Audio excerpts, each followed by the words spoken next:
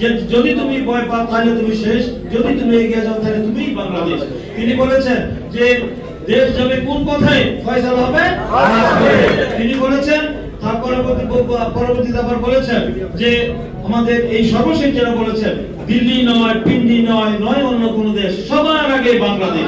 এবং তিনি যে বাংলাদেশের তরুণ সমাজকে, ছাত্র সমাজকে উজ্জীবিত করে অনুপ্রাণিত করেছেন। এই আন্দোলনে কি জুলাই অগাস্টে কি আমাদের ঐতিহাসিক প্রথমে যে শেখ হাসিনা পালিয়ে গিয়েছে, এটা শুধু জুলাই অগাস্টের আন্দোলন, দীর্ঘ 17 বছরের আন্দোলন।